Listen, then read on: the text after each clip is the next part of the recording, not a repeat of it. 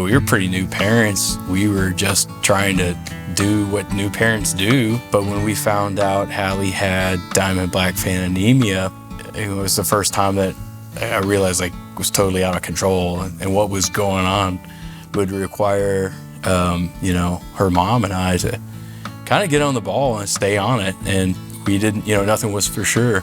I kind of realized that I was different whenever I was 3 or 4. Because I never saw my friends being taken out of pre-K and having to get their blood drawn, or never talking about going to the doctor and things like that. Whereas I had to get my blood drawn a whole lot, and I was on a ton of meds and stuff, and just normal things like that. But then eventually I got to the age where sports was kind of introduced, and I realized that I couldn't really do sports. It was very hard because I didn't have enough oxygen flowing through my body. So I just get very tired very easily. I would never win at the running races or things like that.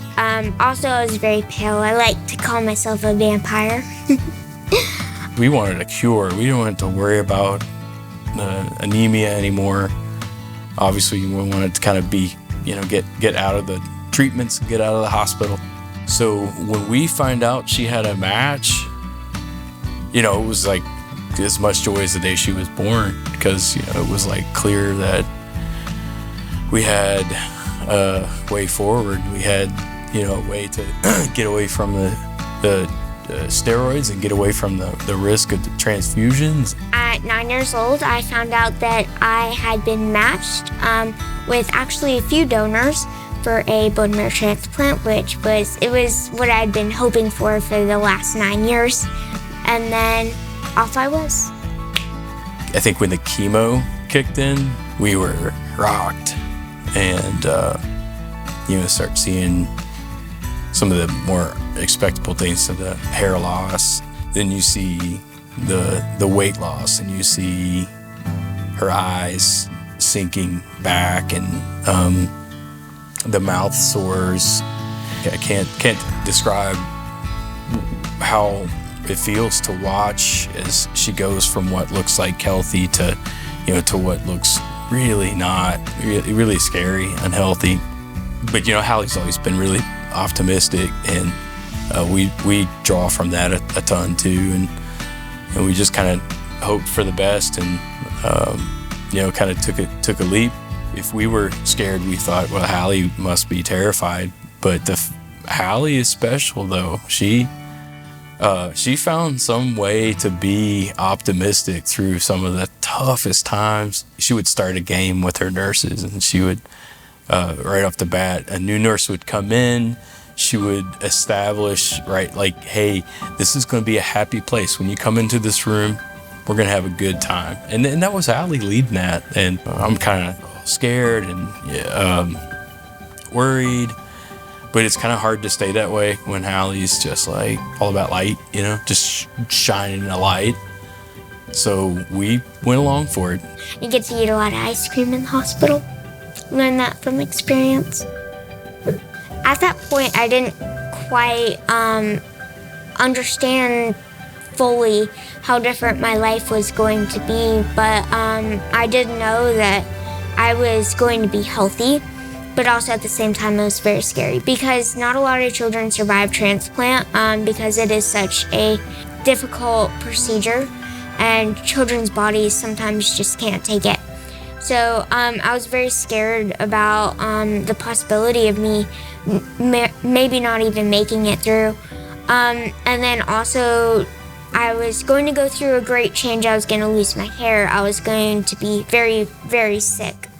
It's a risk. Everything in your life is a risk. Even getting into a car is a risk. So you would not be here today if you didn't take risks. And that's what I think it's most important for people to know, is that risks might seem big or like a big change, but in the long run, it'll really help your life out. I'm glad that I took that risk. We've made it.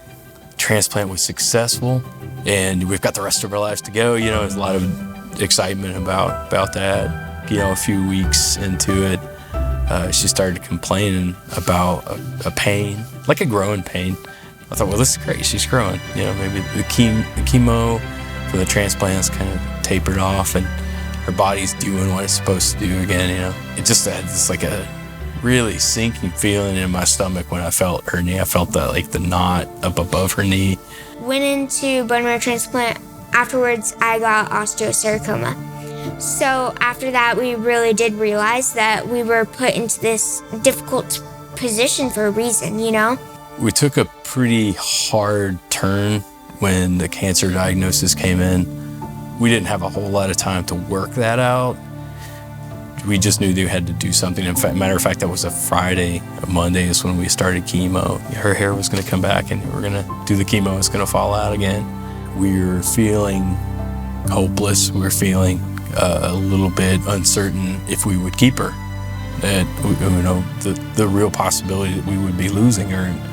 And when you start a kid on chemo, we started with a really healthy, vibrant kid, and then day by day start pumping her with poisons, and it's really hard to do.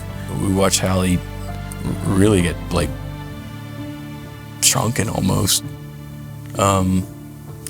Like skin changed, the eyes set back again, started getting mouth sores again, and it always felt like uncertain at that point. Why did we do this to our daughter? So all these things that mom and I are worried about, and all the while, this kid is over here playing pranks on the nurses and walking through the halls, making friends with people, and just so full of life that it really kicked both of us out of our funk, I guess. So at least not for the most part. We would just sort of we're great teammates, we would tag her it, we would see each other in passing and have a few minutes to talk, walking from the hospital room to the car to start it all over again, and to come up, talk to the littles, talk to Brees and Celia, and tell them it's going to be okay, and not knowing it's going to be okay. Well, my entire life just became really short-sighted, where I just focused on make it from breakfast to lunch without losing it, lunch to dinner without losing it. After the first few waves of chemo, we went to Houston for MD Anderson for the amputation. And this is a tough decision for Hallie, but tough for all of us to think about what we're gonna do, and knowing that we don't have time, we have to make the decision, we have to move on. And she was super brave. She walked right up there. Day one in the hospital that morning, she was wearing a crazy colored, shiny jacket, just saying hi to everybody in the hospital. And you just couldn't you have to notice Hallie. Once again, Hallie, full of brightness, refusing to be beaten, began requesting more visits to the hospital. It might be like child life, teams would come up with crafts and musical projects. And so,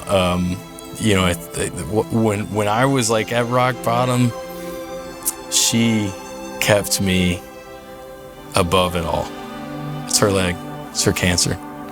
What am I whining about? Why am I, I'm complaining because I can't sleep in the hospital? What Hallie has done through Hallie's Heroes, what we can do from here with all of that behind us, is something that makes me excited about the future. We got some really good years ahead. I don't know what to say. I could just tell, we just have goodness ahead. I want to advocate for those who cannot speak for themselves, because I've seen a lot of my friends going through the hardest fight of their lives, and a lot of them not even making it. So doing what you're doing, even advocating for Hallie's Heroes or advocating for children's cancer, children do get cancer, and children do get rare, life-threatening diseases. And what we need is your support and your help. Even little donations can make the biggest impact. Just $5, $10, it can save a life. So what you're giving to Hallie's Heroes is going to save lives. So thank you.